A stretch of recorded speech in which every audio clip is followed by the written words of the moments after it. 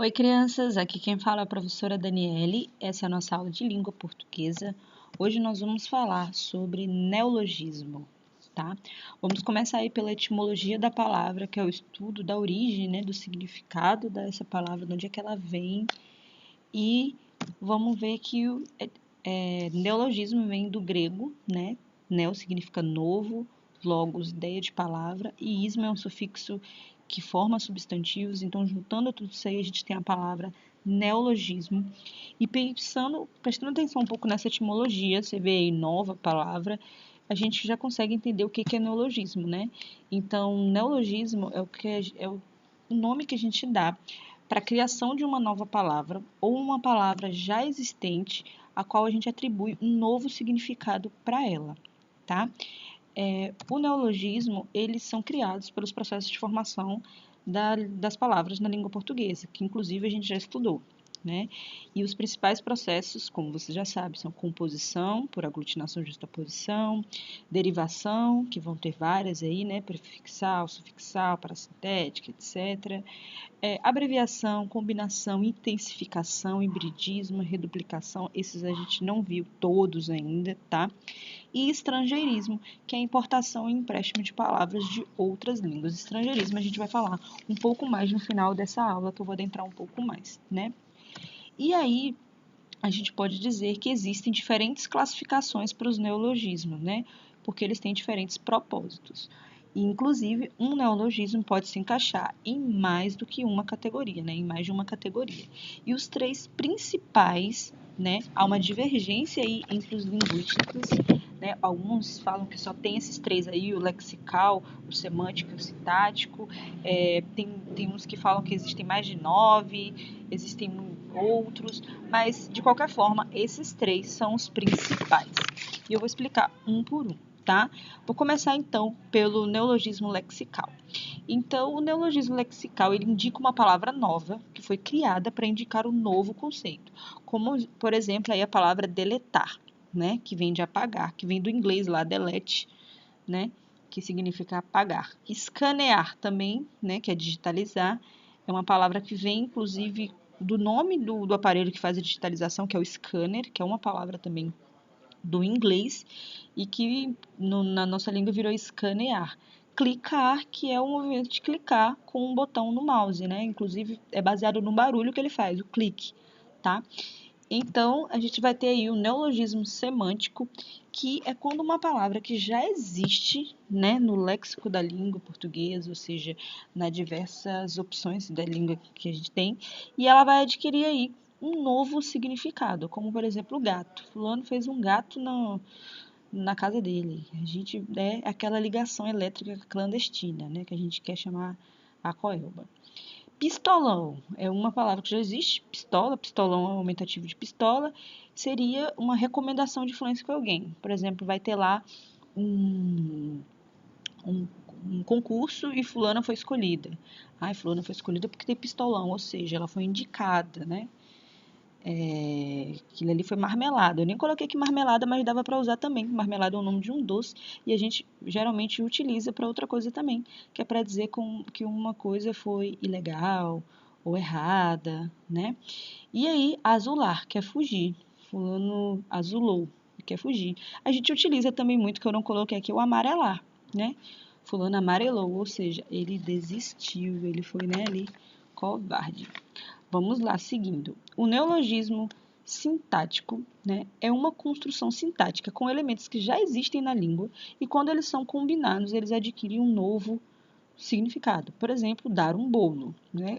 Fulano me deu um bolo, ou seja, ele não compareceu ao compromisso, não compareceu ao encontro, né? Eu vou dar a volta por cima. Então, aí você tem, no sentido de superar, você vai superar aquilo, né? Fazer cera, que é fingir que trabalha, ficar enrolando, né? Fulano está fazendo cera, né? Então, a pessoa ali está enrolando. E aí, então, são elementos que já existem, todas essas palavras já existem na língua portuguesa e quando elas são juntas, se elas ficam juntas dessa forma, elas vão adquirir um novo significado. E aí, também, dentro dessas construções linguísticas que tem na língua portuguesa, a gente vai falar um pouco sobre gíria, né? O que é a gíria? A gíria é um tipo de linguagem informal, né, que é criada e é utilizada por um determinado grupo social, de acordo com a cultura dele e as peculiaridades dele, né? E geralmente é uma linguagem de uso passageiro. Por que a gente diz que a gíria é uma linguagem de uso passageiro? Porque conforme o tempo vai passando, como ela é adequada a um grupo social e esse grupo vai mudando ou adquirindo outras características, uma outra cultura, essa linguagem ela vai mudando. Por exemplo, aqui esse primeiro exemplo, broto. Broto era um jeito que é muito antigo chamava as meninas bonitas. Aquilo ali é um broto. Hoje a gente não chama assim. Se a gente falar broto, ninguém vai entender nada, né? Isso é da época aí dos meus pais. E a gente vai falar que ela é bonita, que ela é uma gata, né? Enfim. Mina. Muito pessoal de São Paulo fala muito mina, né? Mano, mina, né? Oxe, né? A nossa Bahia fala oxe, que já vem de oxente, que já diminuiu, já virou oxe. Lá ele, clássico da língua do baianês, que é aqui a língua que a gente fala aqui na Bahia, né? Quem é que não fala um lá ele, que a gente é até difícil falar o que é lá ele, porque ele serve para tanta coisa que a gente nem consegue definir muito, né? Mas lá ele é tipo credo, quando fala lá ele, né?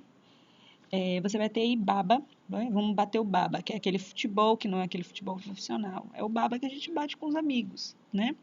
171, que é uma gíria muito usada para dizer quando uma pessoa ela é, né, caloteira, ela é bandida de alguma forma, né? É justamente fazendo alusão ao artigo do crime, né? Desse crime. E aí, nós vamos ver também, nessa construção da linguagem, nós vamos ter, que eu falei que a gente ia falar um pouquinho mais, que é o estrangeirismo. O que é o estrangeirismo? É quando palavras de outras línguas, elas se incorporam ao português e são usadas frequentemente na nossa linguagem do dia a dia, né, na nossa língua. E o estrangeirismo ele pode ser de duas formas, né, principais. Quando se mantém a palavra original, quando a gente incorpora ela e não faz nenhuma mudança, por exemplo, fast food, que é do inglês, né? Em inglês é fast food e na nossa língua a gente fala assim também. Lingerie, que vem do francês. Marketing, que também é uma palavra em inglês que a gente fala assim mesmo. E tem também um tipo de estrangeirismo que é o aportuguesado, né? Que é quando as palavras elas existem nas outras línguas e a gente meio que adapta ela aí para o português. Por exemplo, bouquet é uma palavra que vem do francês bouquet, né? Não sei falar francês, né?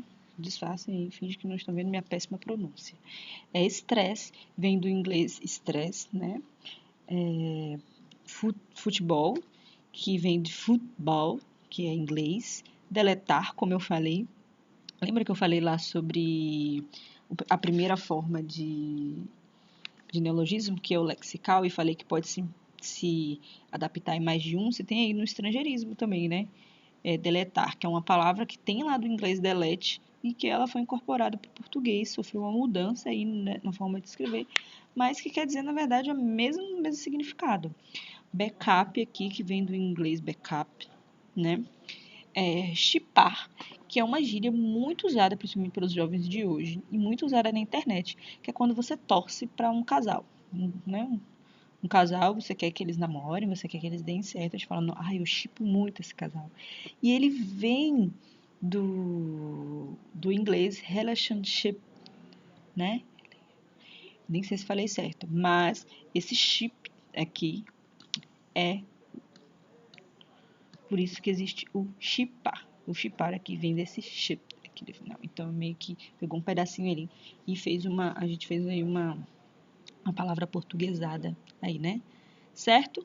Então, assim, existem várias formas de como a nossa língua é construída, ela é transformada ao longo do tempo, tá? Espero que vocês tenham gostado da aula, é um assunto muito fácil, muito gostoso, porque a gente acaba compreendendo várias coisas que a gente fala no nosso dia a dia e como que isso é construído e como que isso é entendido pela língua portuguesa, certo? Um beijo para todos.